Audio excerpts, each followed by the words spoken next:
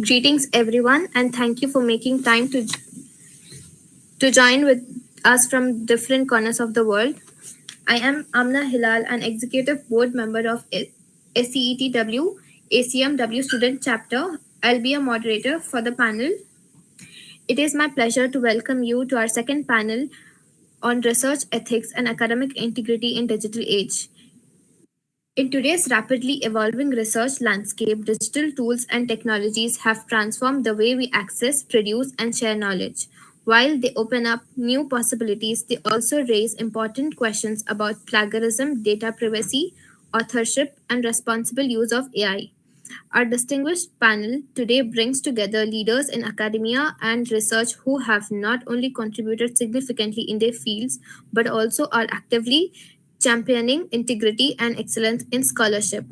Before we begin our discussion, I would like to take a moment to introduce our distinguished panelists. We are truly honored that each of them has taken time out of their very busy schedules to share their insights with us today.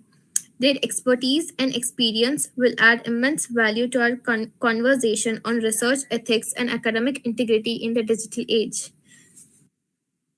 So, let me begin with Dr. Samuel Chingoiro. Dr. Samuel Chingoiro holds a PhD in economics and multiple advanced degrees in economics and development. With over 2 decades in academia and higher education leadership, he has published extensively in economics, development, and education. He has also led numerous international projects on education reform, skills enhancement, and digital transformation in tertiary education. His expertise lies in bridging research, policy, and practice to enhance institutional effectiveness.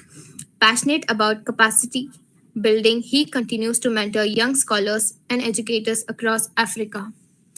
Hello, Dr. Chingoiro. Hello. Thank you very much. I feel very honored. Thank you for inviting me. Thank you, sir. Moving further, we are delighted to introduce Dr. Usha Eswaran. Dr. Usha Eswaran is a principal in Mahalakshmi Tech Campus, a renowned academician with 36 plus years of experience. Dr. Usha is an expert in electronics and communication engineering, career guidance, and transformational education. She has authored 10 books, published 200 plus research papers, and trained over 10,000 students. As an NLP master practitioner and emotional intelligence coach, she has addressed millions across platforms. She is also a recipient of the Dr. APJ Abdul Kalam Best Teacher Administrator Award and the Rex Karamveer Chakra Gold and Platinum Award. Hello, ma'am. Hello. Yeah, thank you for joining us, ma'am. Yeah, thank you.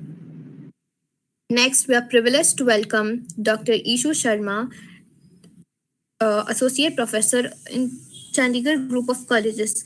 Dr. Sharma specializes in cybersecurity, blockchain, data analytics, and wireless networks.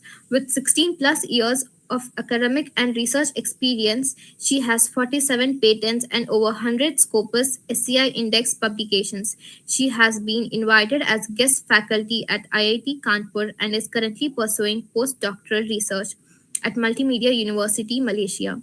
Her international collaborations include research on hardware security with Institute of Polytechnic in Paris.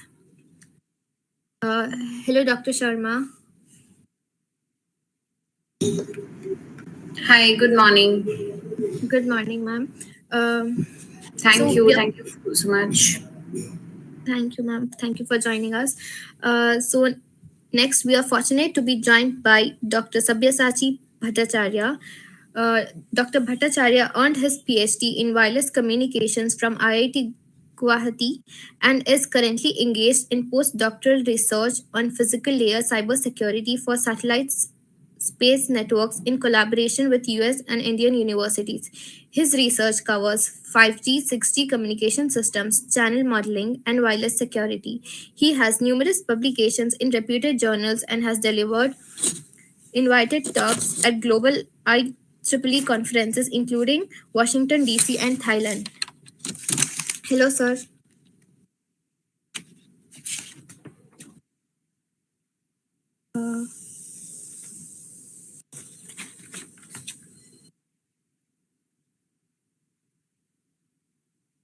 Okay. So before we begin our discussion, I would like to start with a quick icebreaker for all our panelists. So this question is open for all the panelists, which is, in one sentence, what does research integrity mean to you in digital age? Dr. Amna, thank you so much. Thank you. I got disconnected for a while. Sorry for. Yeah, that's fine, sir. That's fine. So we have the question, which is, in one sentence, what does research integrity mean to you in digital age?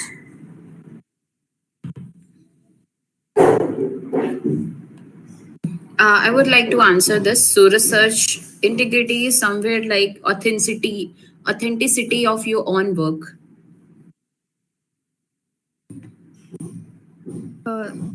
Thank you, ma'am. We would also like to hear from other panelists. Yeah, I would like to take this over. This is Dr. Bhattacharyya, Dr. Sabyasachi Bhattacharyya, Assam.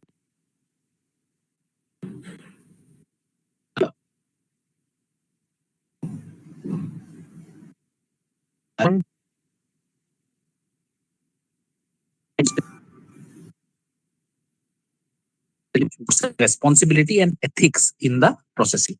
Yeah.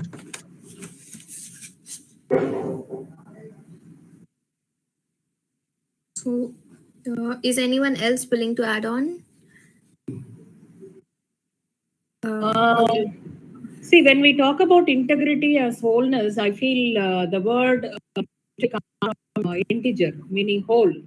So in research, it is not just about being honest. It's also about ensuring that every stage of your work, from how you design your study or collect data or analyze, write and share, aligns with your values, responsibilities, and the trust society places in scholars. So it is a responsibility to others. And it is a courage, integrity. As a courage, sometimes research integrity means you need to have courage to publish negative results also, and question established norms and admit errors, or something like you need to resist pressure to manipulate findings. So all these things, on a whole, we need to feel that the integrity in research is not just about avoiding misconduct, but about living up to the larger ethical duty of a researcher.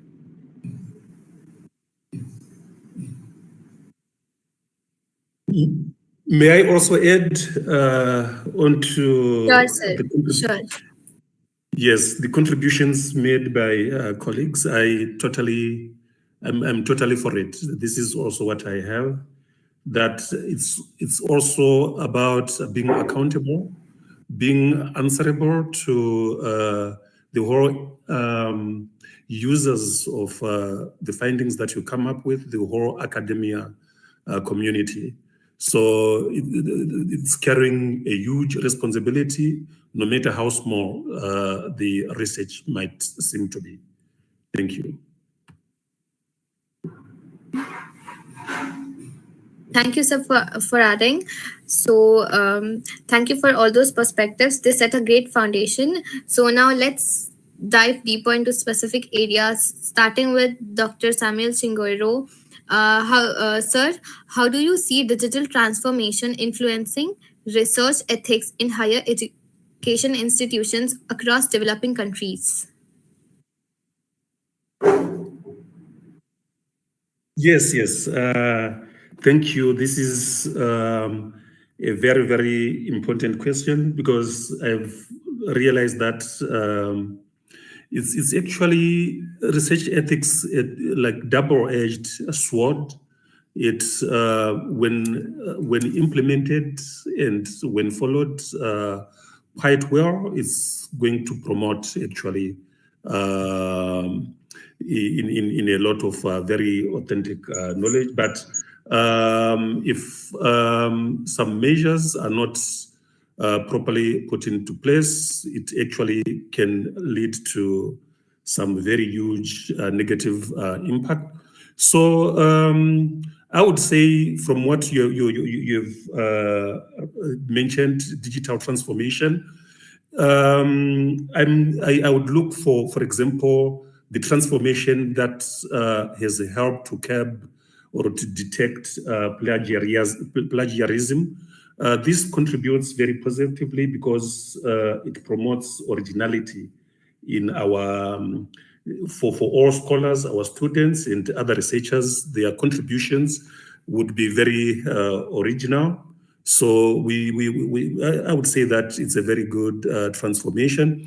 And then I would say that with this digital transformation, it has also given access to the original sources. Without it, researchers would have to depend on the secondary information that they would have had. But today, if you come up with a certain publication or a certain research output, and if your readers and other users would want to see the original source of that information within a click of a bit, it's very possible they can get that particular information. I would say that also this digital transformation have supported the open science movement, which is one other area, like even in my own institution and other developing institutions, you find that you have that transparency. It promotes that. You can even have cross-border research, and this is all made quite easier with the digital transformation. And I would say that it is even possible to promote very ethical research by means of promoting some digital literacy. This is because of the transformation that we are likely to have. Some data management tools such as Mendeley, Turnitin, Zotero, which can help even in the citation reference management. So this is on the upside or on the strength of it. But I would say that on the negative impact, this transformation, if it is not used in good faith, it can also result in some damaging effects. I would give an example of the rise of some sophisticated AI-based content creation tools. I've often seen some people going on to graduate with their PhDs, but later on, they will have to be stripped off again when it would be found that there was some dishonest, actually the content was not very, very true. It was generated by such content. So it may also even damage the critical thinking capacity of the upcoming researchers if they are not very careful, or if they are not well-oriented and trained how to harness and make use of such information. So therefore, I would say if not properly used, this has resulted in some paper mills, essay mills amongst even young scholars and even other prominent researchers have been following, even in the US, some very huge institutions that I was following within the area of science.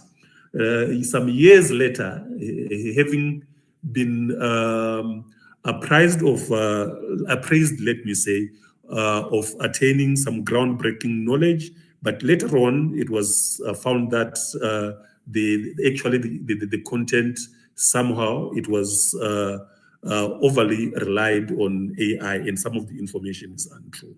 So therefore, I would say in a nutshell, I would want to commend you for organizing this very rich and educative conclave, because it's a platform that is it's creating this awareness that we would need to be very careful with the digital transformation. Yeah, thank you. Those are my words so far. Thank you, sir, for sharing your perspective. In the same context, would anyone like to share their perspectives?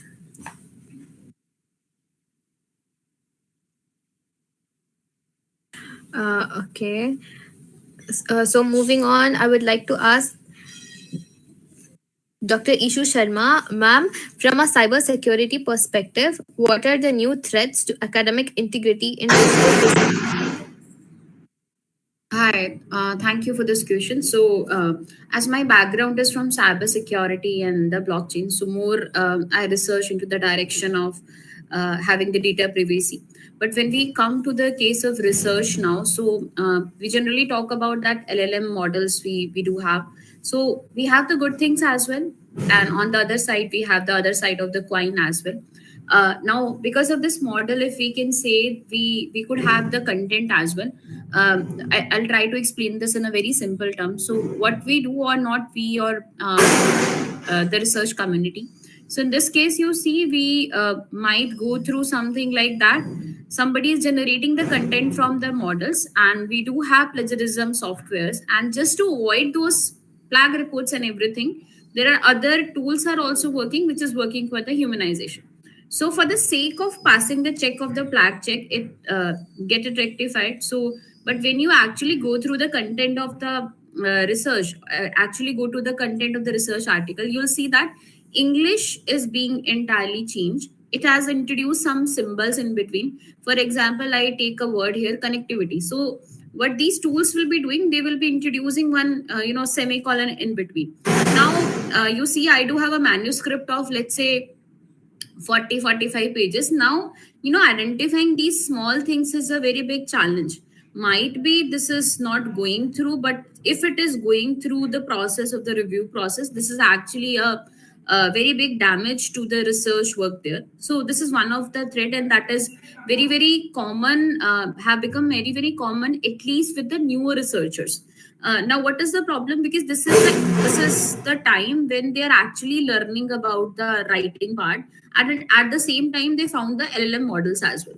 So now, the thought process or the time they should actually keep it for learning to write and everything. They are investing that same time onto the models, building the models, and getting the content, getting it humanized, and all in the wrong direction. So this, I'll say, it is a very big challenge. Similarly, we do have many models, or I can say the platforms which can actually generate codes for us, and that is very good into that domain. But you see, sometimes what happens that we are actually seeing that code, we are trying to put some model, and we are trying to get some biased results from that without actually doing the research into the same direction. We just got a reference from somewhere, and the same results are being used into the manuscript. So authenticity of the see, everywhere we see AI is there. So you pick a paper, you pick a research paper, you will find up the results like that: accuracy, precision, recall, and everything. And now, what is authenticity of that result? Even some journals, they ask you to upload your code as well. This is optional one. Even if it is that, who is going to check that, and or how you can check that, because ultimately we are using the same kind of libraries only. So this is actually also generating backdoor models are there. And similarly, somebody has used some code, maybe somebody from the industry, they have given a code on the open source platform, the same code is being used at somewhere else without giving the credit about the same. So spoofing is also increasing, identity theft is also being increasing. Similarly, one of the attack I'll talk about, that is integrity drift. What is integrity drift here? So we say here, we are actually silently changing the results by doing some a basic maths on that and presenting onto the result data set. So this has not become a concern. I'll say this is a very, very challenging one. How to how to identify what is happening. The another case, even if we identify what is the correct method and where to stop. So yes, these are some few challenges that has become very, I'll say, critical nowadays, just because of the, we can say, introducing the LLM model. So not only the positive side, we have come across the negative side of those as well. That's it from my side. I would like if somebody also add on this.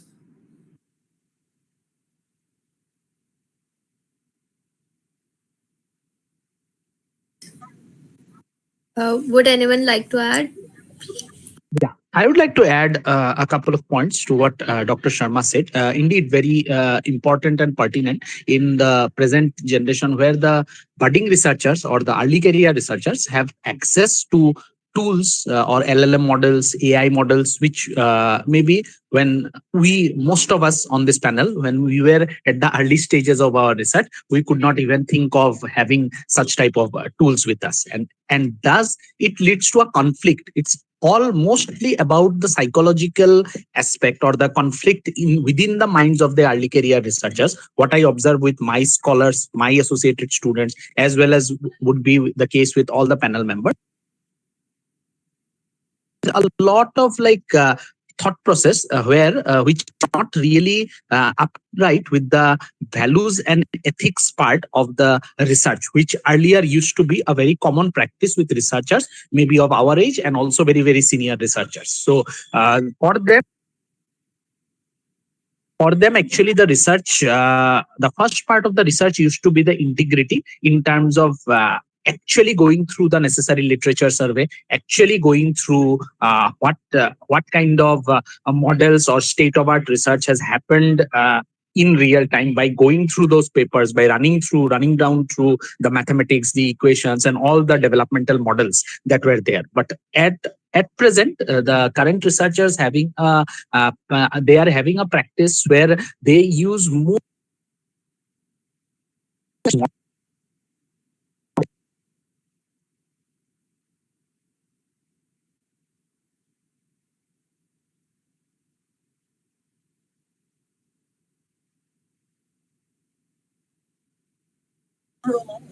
the state of the art, which used to be the most critical aspect that they do that. How? By using those tools. Fine.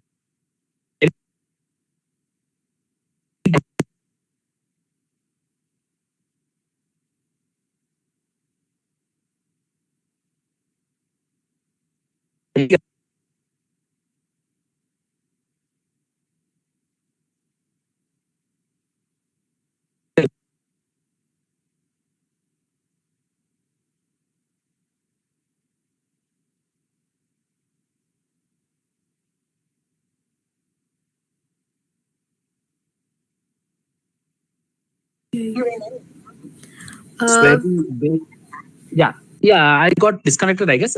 Can you okay. can you hear me now? Yeah, am I Yes, audible? sir. Yes, sir. Yes, sir. Okay, okay. Well, I'll just repeat it. So basically, what I was telling is that the early career researchers actually in today's age focus mostly on the LLM based models and the AI based tool they work upon to get their get their literature survey and the state of the art part of their research correct. It is very good that they have access to those tools. It's very very good actually. But the only aspect or the only problem here is that the formative years of the research should highly focus upon how you actually reach by studying each and every research paper, key aspects of the papers, how you reach the state of the art. But now mostly that part is done by the LLM based models and the other not actually going into that research the tool properly and where to not use the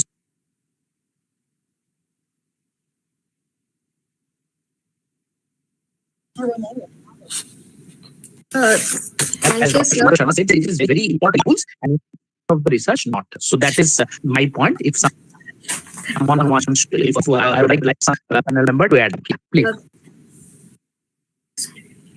Sorry to interrupt you, sir, but there's a lot of issue with your network. We'll get back to you, sir. So now, moving on, I would like to ask Dr. Usha Ishwaran. Ma'am, having trained lakhs of people, what is the biggest misconception students have about plagiarism or research ethics?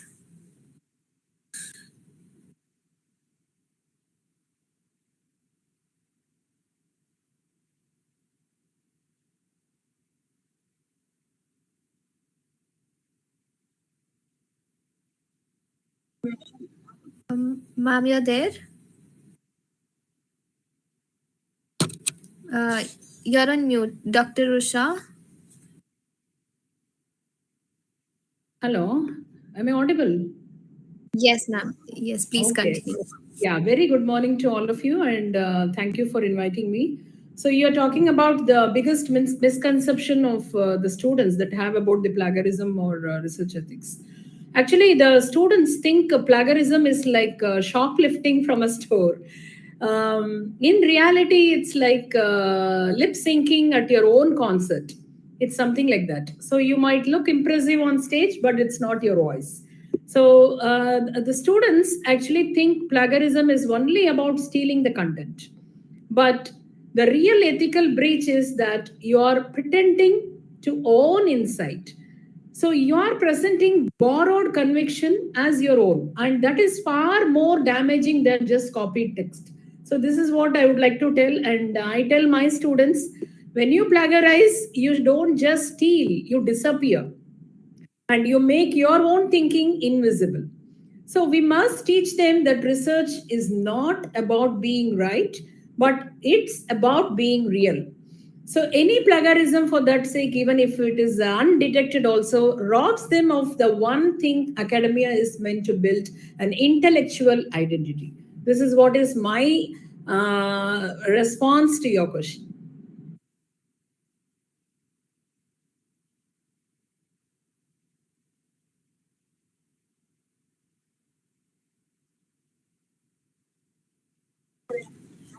Yes, ma'am, we agree with your point. Research is not about being right, but more.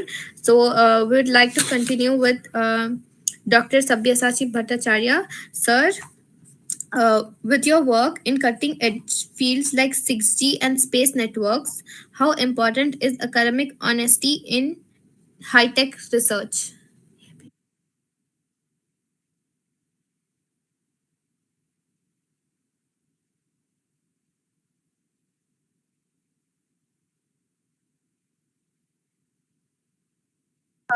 Okay, so we will come back to this question. So I would like to ask Dr. Ishu Sharma.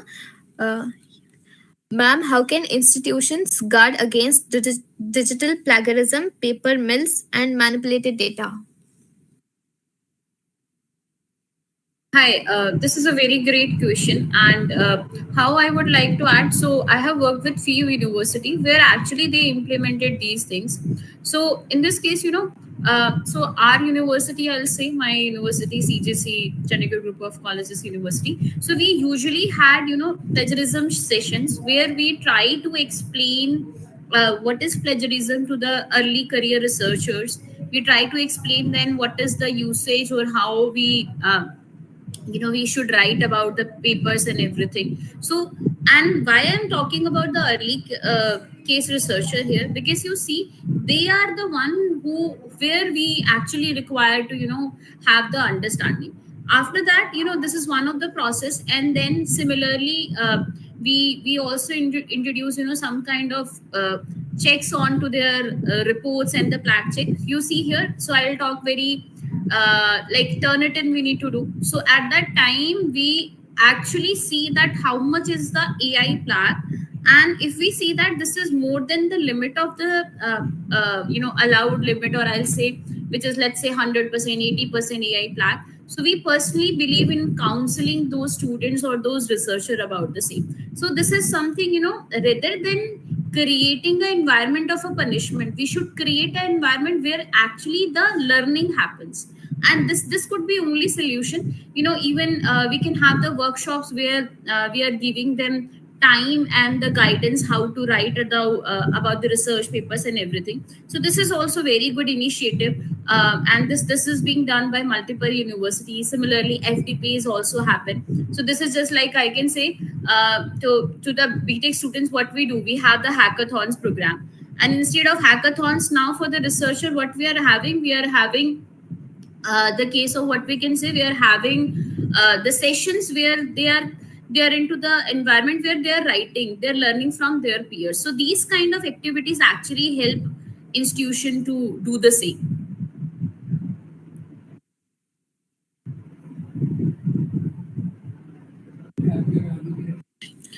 Thank you, ma'am. In the same context, Dr. Samuel, how can universities strengthen research capacity without compromising academic honesty?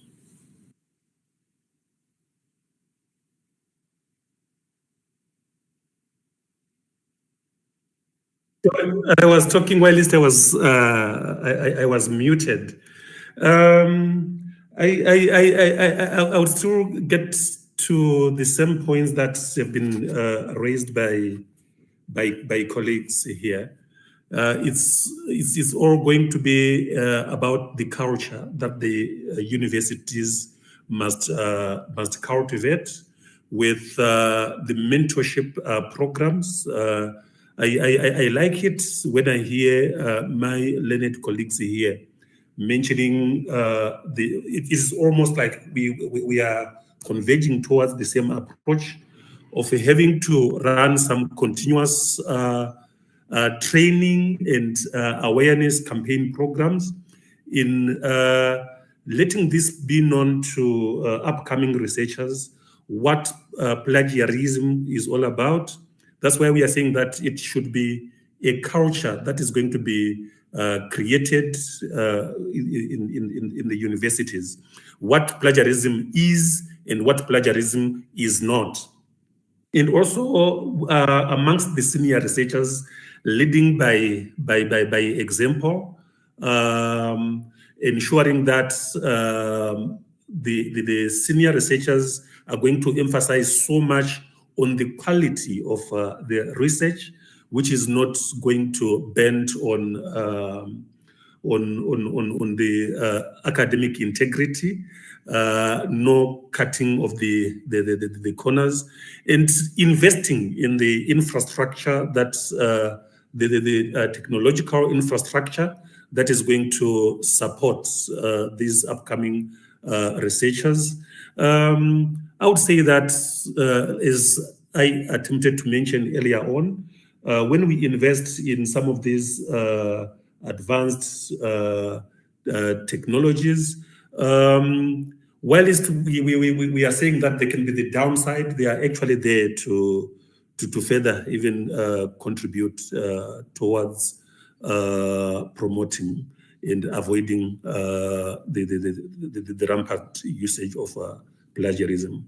So this is also my comment onto this. It is like it was a follow-up on the nice points that I had already raised by colleagues. Thank you. Thank you, sir, for your opinion. Would anyone like to add on this context? Okay, if not, then let us get back to Dr. Sabyasachi Bhattacharya's question. So, sir, with your work in cutting edge fields like 6G and space networks, how important is academic honesty in high tech research?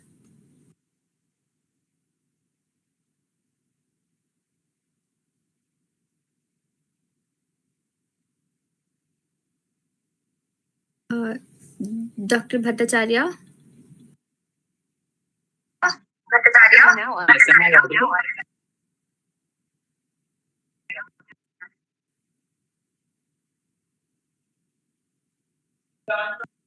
am I audible? Am I audible?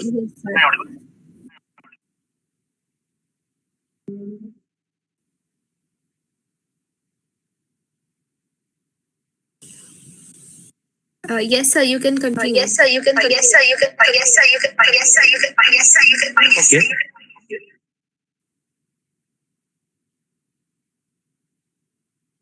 Okay. Okay. So could you kindly repeat the question? Some network issue. Yeah. With your work in cutting edge fields like 6G and space networks, how important is academic honesty in high tech research?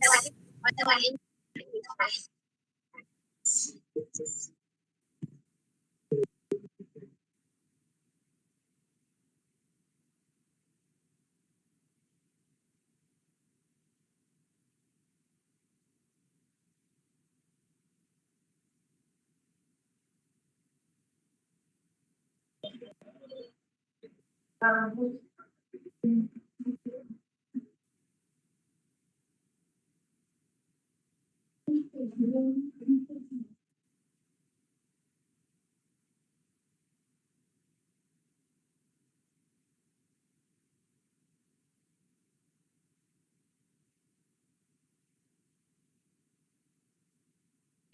I'm very, very pertinent question actually in terms of how much academic integrity or technical integrity matters in high tech research. Like my areas in the specific areas of 6G wireless networks and advanced AI based wireless networks specifically, it is highly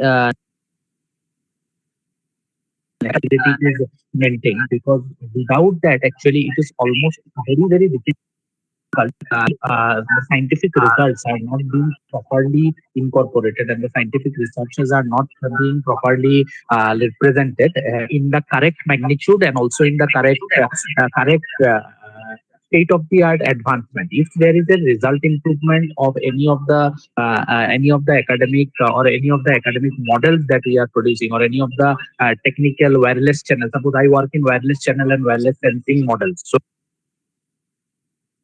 using those wireless measurements in a accurate manner and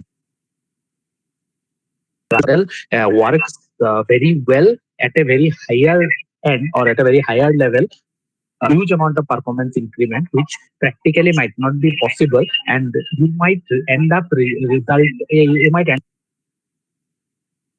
you are reporting some research or some work which is actually not very much integrable or not very much proper in terms of the magnitude, and you are actually if such type of information you are communicating and you are able to publish it in some academic journal of good repute, then you would be misleading researchers for their future researches, because they would refer to your work and try to actually think of performances which are not actually achievable or which are not actually state of the art.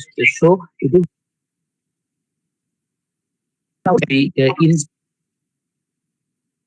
specific AIML based approach,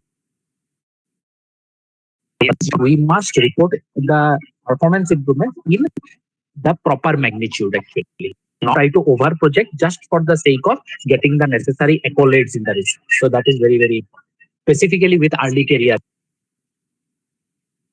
Anyone panelist want to add up, please? I would request you.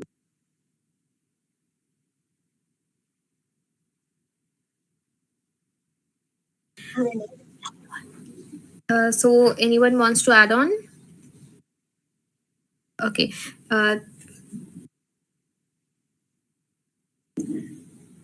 Okay. Thank you, Dr. Bhattacharya. We would like to hear from Dr. Usha Eswaran. Ma'am, how can leaders ensure that innovation in teaching and research doesn't compromise ethical foundations? So let me tell you what is innovation. Innovation is like, how can I say? It's like a high-powered blender. Why I am calling it as a blender as an analogy is it can mix amazing things. You will have disciplines, technologies, ideas, everything has to be blended. But if you throw in something which is not good, we can call it as a toxic material or something, it does not get filtered. It just gets blended faster. So speed and scale amplify both the progress as well as the problems. And without ethical oversight, even the best innovations can carry unintended harm. So innovation, when we talk about innovation, isn't inherently good actually. It's just fast. Leaders often celebrate the new faster grading systems, AI-driven research, automated assessments, but we don't ask like, does this innovation reinforce the values we actually care about? The inclusion, the fairness, the transparency, then the academic honesty. So that's where we need something like an ethical innovation filter. A strainer that will catch what does not align with the core academic principles. So before pressing the blend in your blending machine, the leader should ask, does it include the vulnerable? Does it promote transparency? And can it be misused silently? So when we talk about, we can also relate to some real-time examples like AI grading tools. It might be fast, but they sometimes give low marks to students who write in a different style, especially if English isn't their first language. And also, we have some plagiarism checkers, and that can wrongly flag honest students just for paraphrasing too closely, while others figure out how to trick the system and get away with it. So we will not know the real genuinity in that. And when we come to the research tools that will automate analysis can be super helpful, but they can also hide the choices being made in the background. So it's easy to forget that someone still needs to think critically about the results. And we have some edtech platforms. So sometimes it will track the students through webcams or collect the data without really explaining how the data will be used or asking for clear permission. And I can also talk about the virtual science labs for convenient and cheaper, but not all students learn best that way. Some need to physically touch things, mix chemicals, or see reactions in real life to really understand. So, speed is not progress. Just because it is faster doesn't mean it's better, especially if it skips ethical checks. And ethical questions must be part of. If we only ask, will this save time? We'll forget to ask at what cost. And ethics is inclusive leadership. The best way to assess impact is to involve those who are most affected, not just those in power.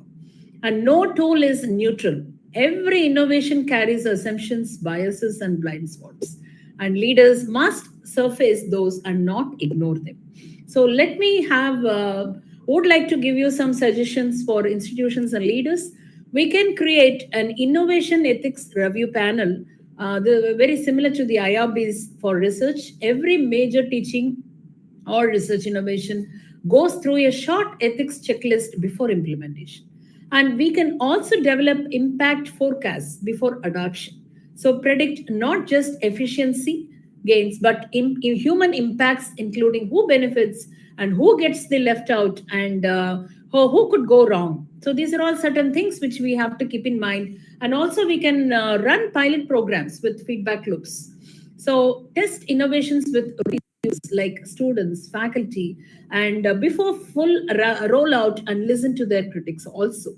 And also we can integrate ethics into innovation KPIs and publish ethical tech statements and teach faculty and admins to ask better questions. So ethical leadership in innovation doesn't mean showing everything to a crawl. It means pressing pause long enough to ask better questions.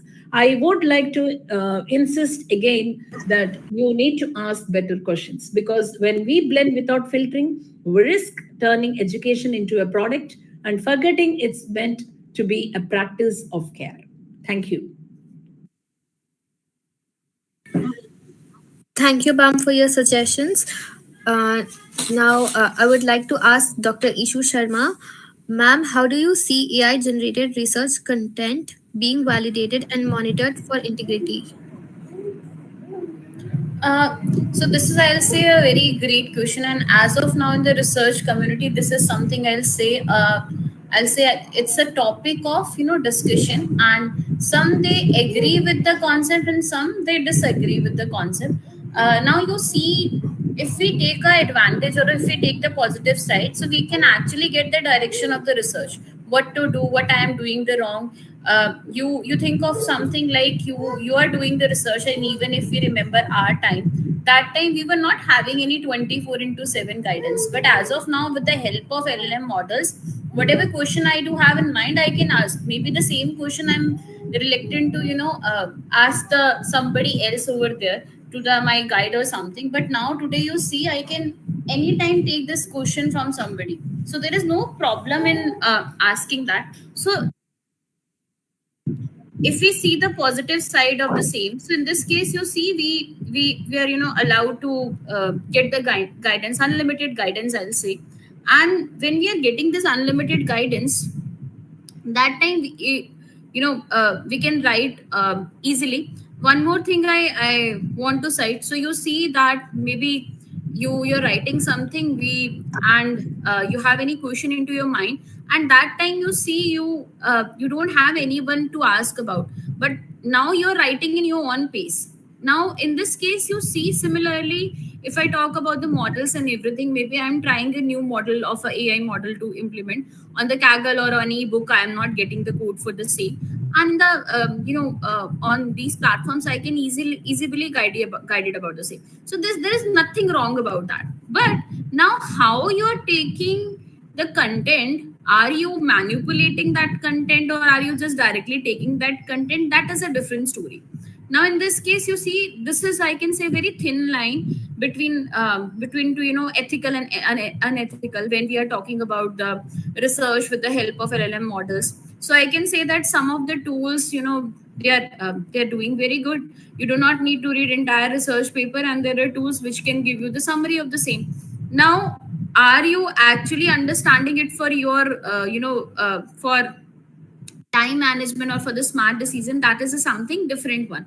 But on the other side, you just have used those tools and you have put up directly onto your research article or your thesis or your any write up over there, without understanding, without actually going through the process, without actually understanding what is the research methodology and everything. So that is wrong here.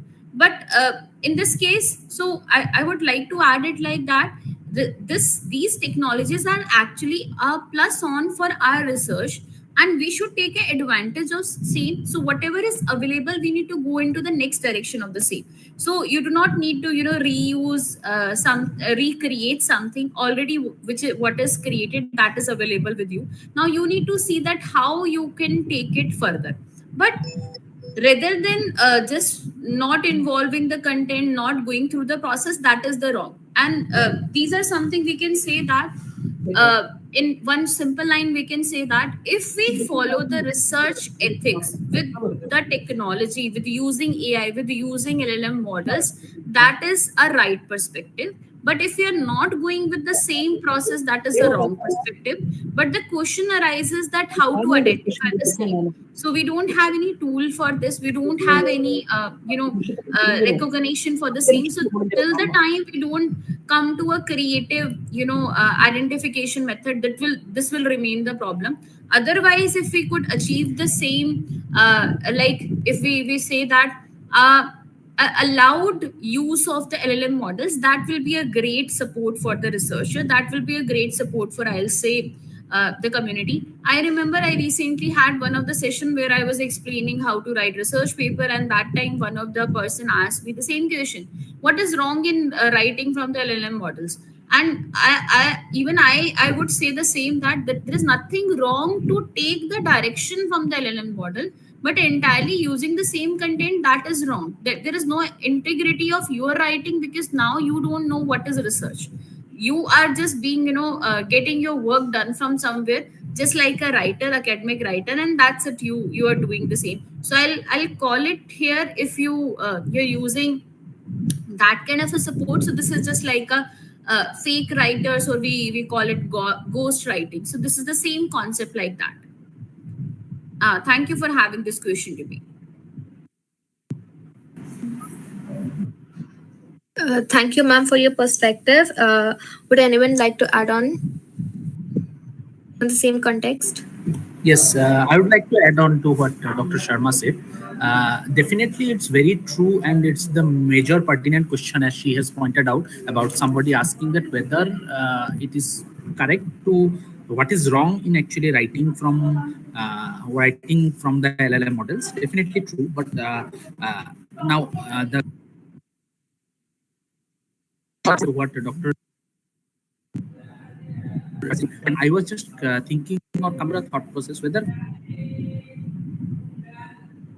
have a LLM tool which would check that whatever based on the LLM results the academic writer or the researcher is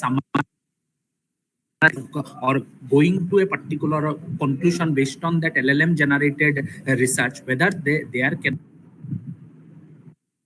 not second layer validation tool which would indicate or which would indicate the level of accuracy with which the academic writer or the researcher is summarizing. I believe that if we could have that level layer, second layer of authentication, then it would be very helpful actually. I would also like to seek or to invite Dr. Sharma's comments on that perspective that I have introduced, that a second layer of LLM research summarizing authentication, if it could be done, then whether it would be helpful.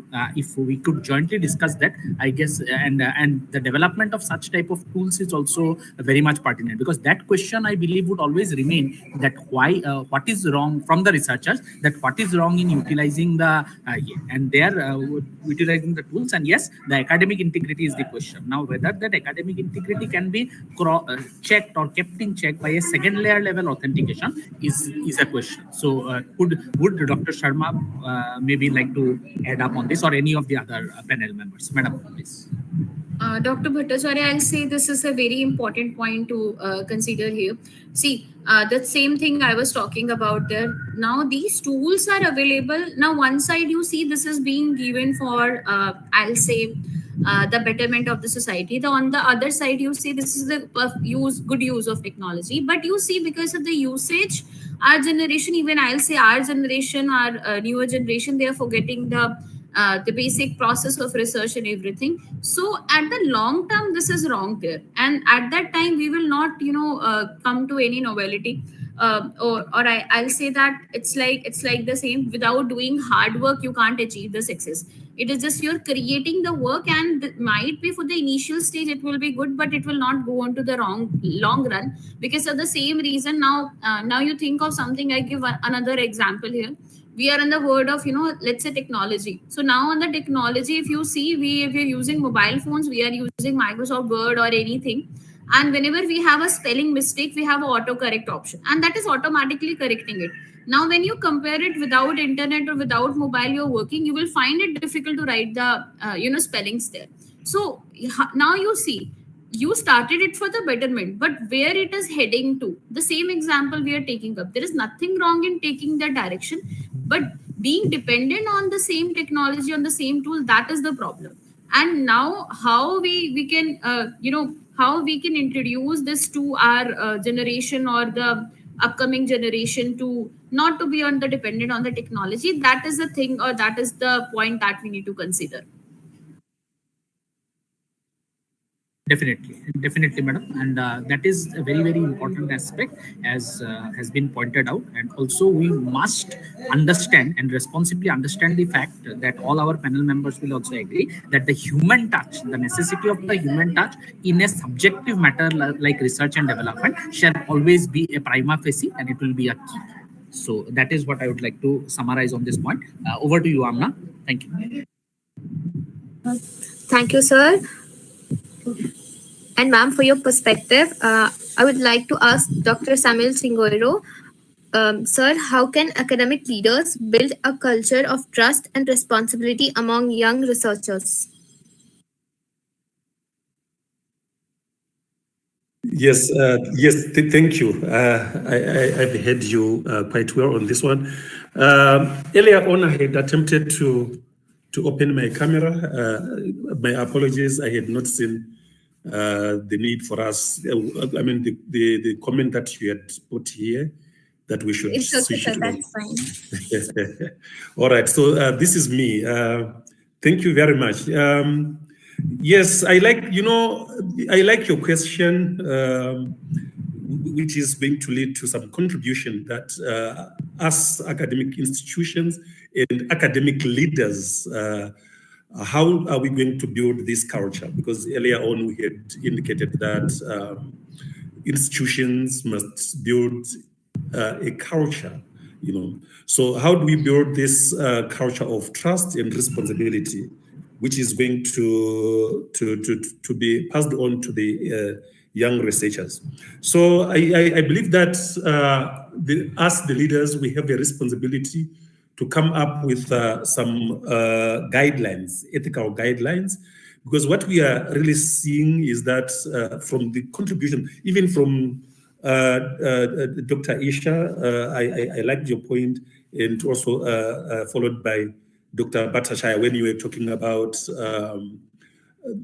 through these tools, are we going to have a situation where if we take these tools away, are our graduates or our learners going to still come up with some solutions using their own knowledge, or they are going to overly be dependent on these tools? So take away these tools, we still want to see them having some knowledge behind all this. They must own the knowledge. So I would say that we should create and communicate policies of research integrity, policies of authorship, data management, and even the use of these AI tools, and any of such advanced tools that have been already mentioned. So therefore, I would say that we would need to ensure that early career researchers understand what is expected of them by making sure that at least they will follow these guidelines. We are promoting the use of this, but also is having to balance with making sure that they are not going to overly depend on that.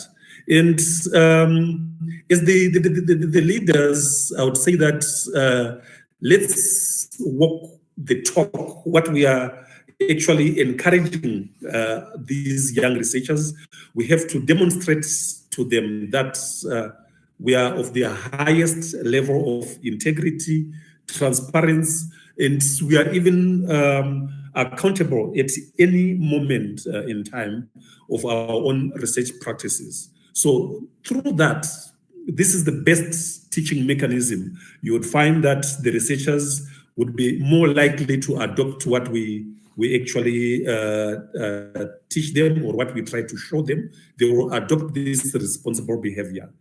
And I would say that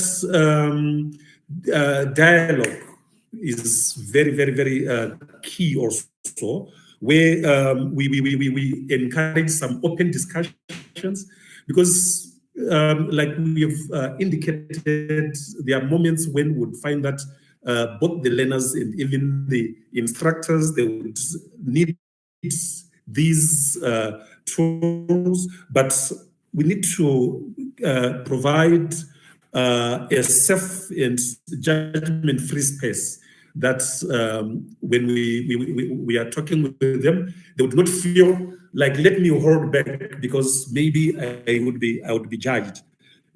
So that through this dialogue, we can offer the much needed guidance without any fear they would also not feel that fear, And the same point that when we started this discussion, I liked it a lot, that of mentorship and training, we need to invest more and more in that.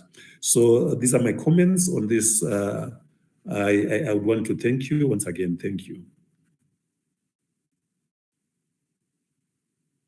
Thank you, sir, for the great insight. Now, I would like to end the discussion with Dr. Sabyasachi Bhattacharya. If you had to summarize, what's the future of research ethics in fast-moving digital technologies? Yeah, I would like to summarize on that. Very important point that Dr. Samuel has mentioned is that an integrity at all layers of teaching is important in that regard. And when we consider about digital technologies in terms of, as pointed out by Dr. Sharma as well, technologies which lead to, which are of the scale of cybersecurity, blockchain, where security, integrity is a very, very important point. Reliability is another key aspect. Reliability in terms of the performance is a key aspect when it comes to core, because I am from the wireless communications area. Core reliability of the network is a very, very important challenge. And that reliability can only be achieved, as I say, when we are having the necessary integrity at the academic research and also at the industrial research level. Because if, as I pointed out, if somebody is just misinterpreting some result or summarizing some result or some performance level of a particular proposed system wrongly, just in the interest of suppose a publication or a mere publication basically, then if that particular article or that particular research aspect goes into some place of repute, some publishers into some place of repute, there actually you would be ending up misleading a number of future budding researchers who would take a wrong track, and due to that they would approach the technology in a way which it is supposed to be not approached, and that is very, very essential. So in that regard, we must understand the necessity of reliability of our reported results in terms of the academic reportings, because without that we are not in a position to develop the technology in the real sense. Although we may be having a number of intellectual properties in terms of publications from our research, but how it can be actually utilized to develop the technology is our prime focus, or should be our prime focus. And at this, the academic monitors, I must say, monitors at every level. At institutional level, it may be the supervisors, the PhD supervisors, the MTech supervisors, the BTech supervisors. At higher levels, it can be the academic journal-related supervisors like the editors, the associate editors, and obviously the EOCs, basically the EICs, editors-in-chief. They should have very stringent, and they already have it, but with this changing technology, they should have very stringent policies in place wherein research which is misrepresented should not pass away in any way towards the final stage of development or towards publishing. So because ultimately the development of any product or development of any technology, it depends upon what is the literature available at the end of the day. It may be in terms of research papers, academic research papers, it may be in terms of white paper, but ultimately it depends upon that. So there should be very, very stringent technologies and policies in place. So that is the focus, that is the necessity of integrity. And specifically, as in case of cybersecurity blockchain, the security is a very important aspect. The reliability perspective, which basically means how well you are representing the results, and the reliability parameters of the networks in communications mainly, how those reliability, the level of reliability of the network, how well and how in a correct manner it is represented, that is a very, very key aspect. So that should always be a point of concern and a point of constant check, and that would be very, very important. If any of the panel members, maybe Dr. Sharma or Professor Chingoiro, if you would like to point out anything else, I would pass it over to you. Thank you.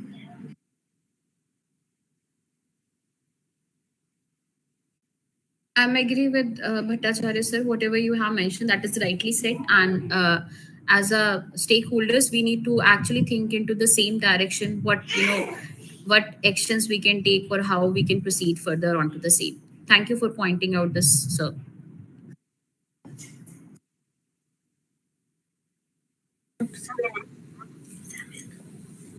Dr. Samuel, would you like to add on? Yeah, yes, I liked all the points, and especially that of reliability, the way you had expressed it. It's something that I had not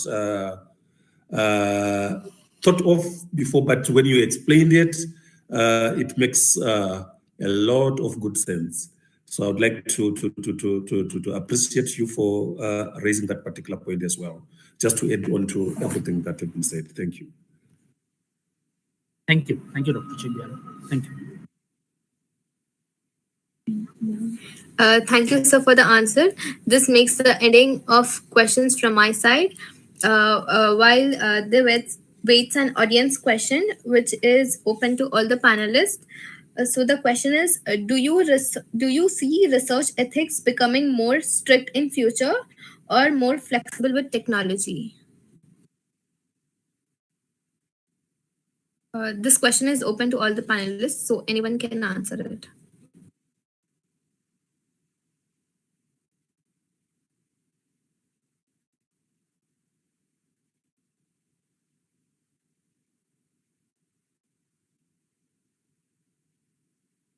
I want to take this one. Yes. I want to take this one. The question is, do we think that this technology is going to be more of an enabler? Was that the question? Or it is going to to be much more detrimental. Sir, the question is, do you see research ethics becoming more strict in the future or more flexible with technology? Oh, okay. Yes, thank you. I think that it is going to be more flexible. Because we need these tools not for policing. It is not to say you are wrong. The way you have done it here, you are wrong, so you should be arrested. So it is to make upcoming researchers and all, even the students who are learning in academia as well, to understand that there should be some integrity in the manner in which we use. So ethics is the conviction, the inside conviction within us as humans. So even when I'm just alone and there is no one else, and I'm at liberty to do what I would want, I would just feel that responsibility that I must hold everything that I'm doing. My approach should have that integrity. So therefore, I would think that in the future, as we get to understand and cultivate this culture more and more, it's just going to be much more flexible as opposed to very rigid. Thank you.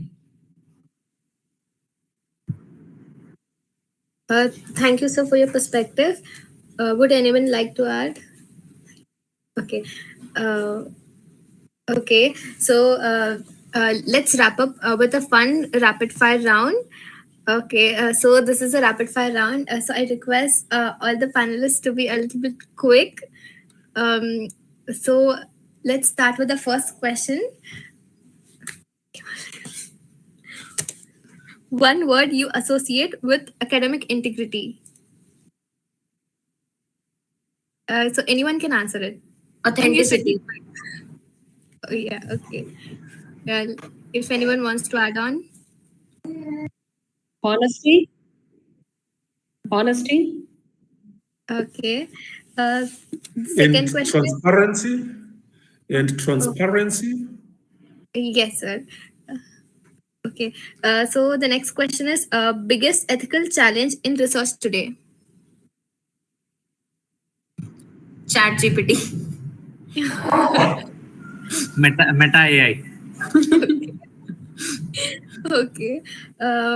Anyone else, if they want to add? It's the privacy of the privacy of those that are involved, the stakeholders that are involved in the research process. Plagiarism. Okay. Yes. So moving on to next question. In one line, what makes a researcher trustworthy?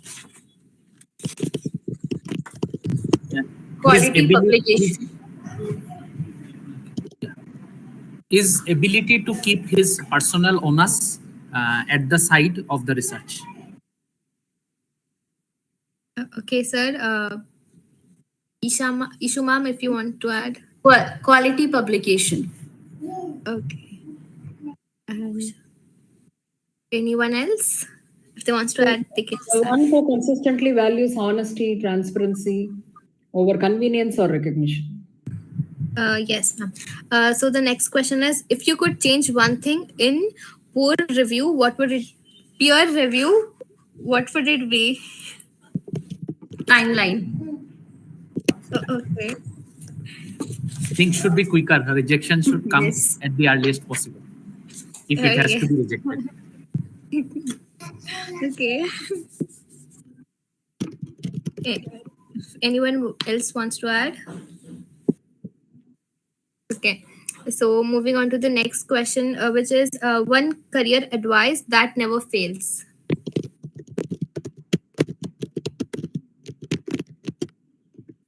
What was the question? One career advice? That never fails. Staying curious.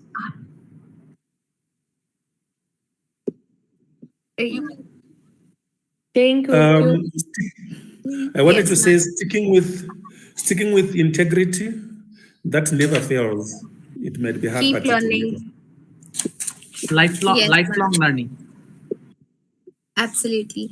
So the next question is, if you had to pick one, teaching or research? Research. Okay. Research. Uh, Dr. Samuel, would you like to add on? Yes, I would say research, because it leads to groundbreaking knowledge, which is going to support teaching itself. Okay. So for me, it is teaching, because even while teaching, we do a lot of research to make the students curious. So I think it is inbuilt. So I would prefer. Absolutely. Yes, ma'am. So the next question is, which matters more, quantity of publications or quality? Quality. Always quality. Quantity with I quality. second that. Quality. Oh, yes. So here ends the rapid fire. Here ends the rapid fire. Okay, thank you so much to all the panelists for taking out time from your busy schedules to share your valuable insights with us. Your perspectives has truly enriched this discussion. A heartfelt thanks to the audience for being such an engaging and attentive part of the session. We are truly grateful for the panelists for taking the time to join us. Thank you. Thank you. Thank you so much. Thank you Thank for you. having us. Thank you, ma'am. Thank you so much. Thank Thank you. you, Amna. Thank you, sir. Thank you so much. It was great meeting all of you. It was great too. Looking forward to some collaboration in the future, if we may have something even this side.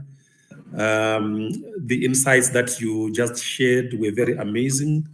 I would want to believe that as long as you could be available, also it could be for some future projects, it could be for some guest lecturing. If you are free to be invited, we would be very honored and happy. Thank you. Thank you, sir. Thank you so much. We too look forward to further collaborations. Thank you. Anyone else? Anyone else wants to add? On behalf of my institute, I represent the government of Assam in India. I always welcome Dr. Sharma is in fact a long-term collaborator with me. I invite Dr. Usha, Professor Samuel on our behalf. We are always welcoming towards collaboration, and we want knowledge exchange, information exchange, and possible collaborations, lecturing, all sorts of aspects of collaboration we'd love to explore. Hope to get connected with all of you and with Stanley Engineering College very soon. Thank you. You are Thank so now much. unmuted. Thank you, sir. Thank you so much. Thank you so much.